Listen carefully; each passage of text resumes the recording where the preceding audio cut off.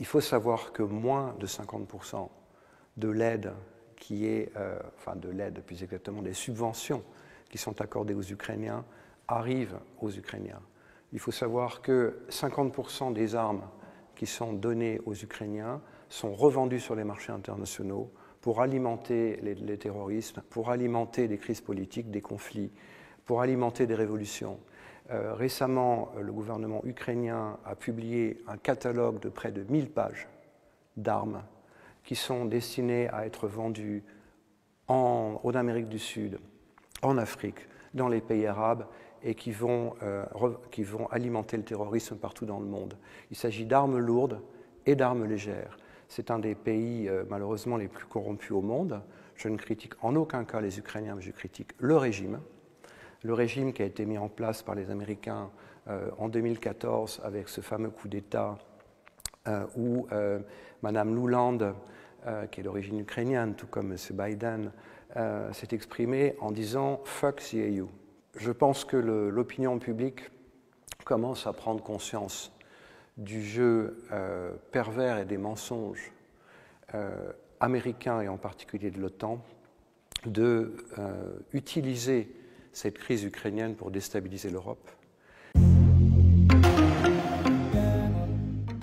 Je m'insurge et je suis scandalisé qu'en France et en Europe, on fasse l'apologie d'un bataillon qui s'appelle Azov, qui utilise les mêmes emblèmes que ceux de la division d'Astreich. Mes parents ont combattu le nazisme, mes grands-parents, ils ont même été déportés pour des raisons de résistance, et pour moi c'est absolument scandaleux que l'on fasse la promotion de gens qui ont massacré, tué, discriminé des populations dans le Donbass. En 2019 déjà, les déclarations du plus proche conseiller de ce qu'allait être le président Zelensky, Arestovitch, disait dans une interview de février 2019 qu'il fallait absolument faire une guerre contre la Russie, qu'il la souhaitait et que de toute façon, ils allaient recevoir subventions, armements, soutien de l'Union européenne, soutien de l'OTAN, et que l'Ukraine ne pouvait pas perdre. Les Américains ont d'ailleurs totalement trompé la population ukrainienne et le gouvernement ukrainien en ce qui concerne la victoire tout à fait, à mon avis, réaliste de l'Ukraine dans cette guerre. Parce que de toute façon, le grand perdant de cette guerre, c'est la population ukrainienne elle-même, et aussi, par effet de conséquence, l'Europe, avec toute la crise dans laquelle elle s'est engouffrée de par la volonté des politiques.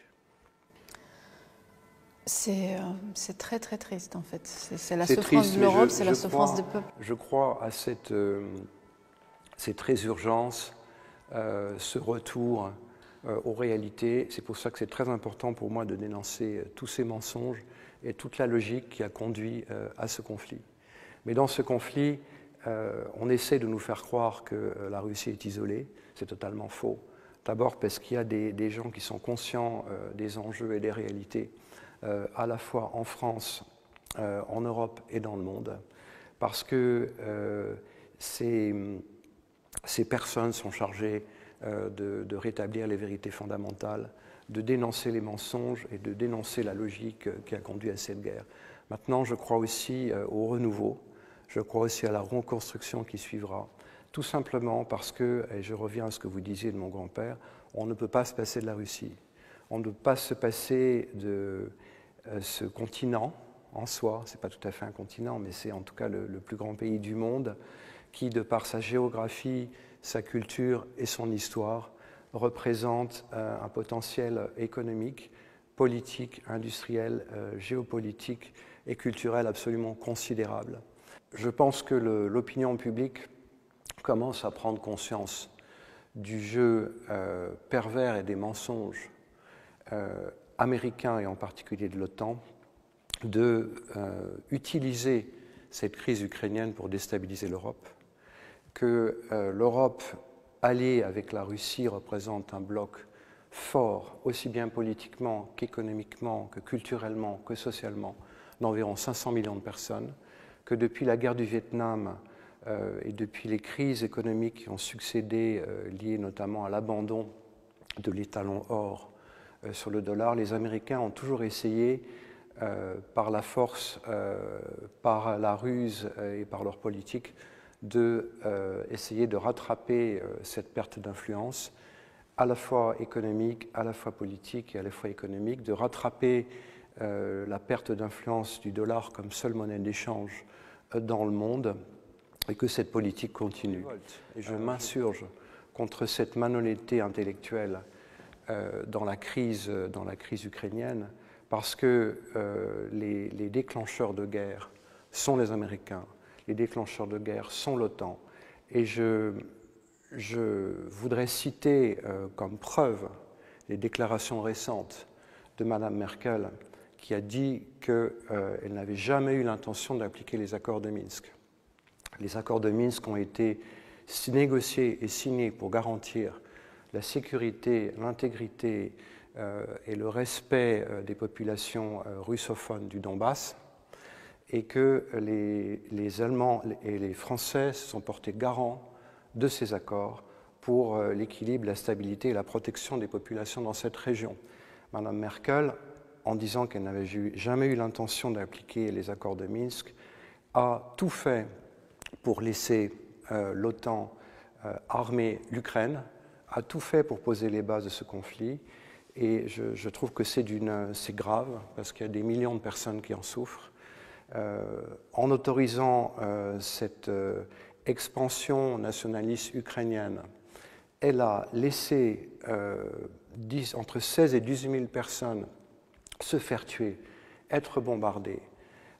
Elle a laissé ces populations ukrainiennes nationalistes annihiler la culture russe, annihiler le sentiment même de leur appartenance à la Russie. Elle a annihilé leur possibilité de pratiquer la langue, et elle a laissé, malheureusement, ces crimes s'installer. Ça veut dire que, sciemment, ils ont contribué à cette guerre, et sciemment, ils ont contribué à cette escalade. Les États-Unis continuent, malheureusement, cette escalade militaire dont les populations ukrainiennes sont les premières à souffrir, mais aussi les populations européennes. L'ampleur, le nombre et la profondeur des sanctions montrent que tout ça a été organisé très longtemps à l'avance, et qu'il s'agit en fait d'une guerre économique aussi, dont les Américains en sont les bénéficiaires.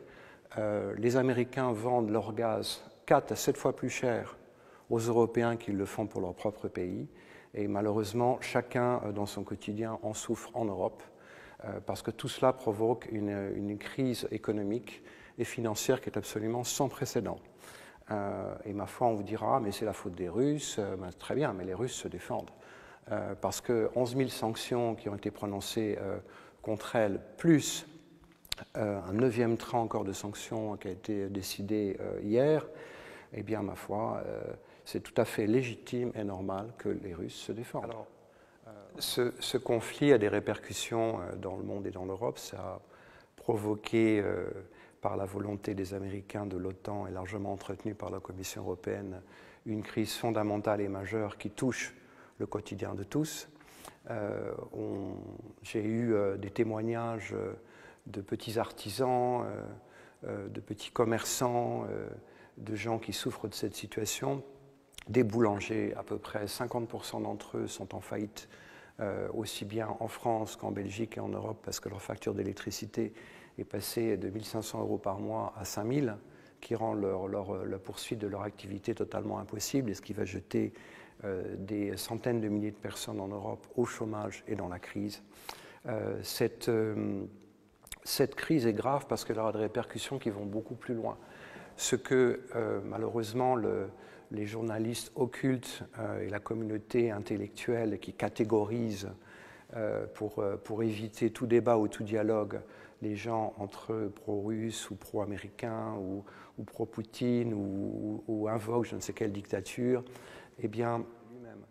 Alors, je voudrais aussi dénoncer dans ce régime des sanctions l'hypocrisie, puisqu'on continue à acheter du pétrole russe, évidemment on ne peut pas s'en passer, on continue à acheter du gaz russe, on continue à acheter des métaux industriels. 60% des métaux industriels sur les marchés mondiaux sont, je dirais, dominée par la Russie. On continue à acheter de l'uranium, et les Américains aussi. On continue à fournir, à acheter des aimants pour les réacteurs nucléaires de nouvelle génération. Et heureusement, on continue dans ce qui nous unit, c'est-à-dire l'art,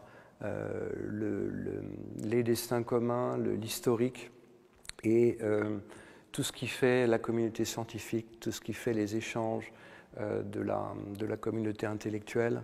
La Station spatiale internationale se poursuit grâce à cette coopération qui va au-delà de ce conflit.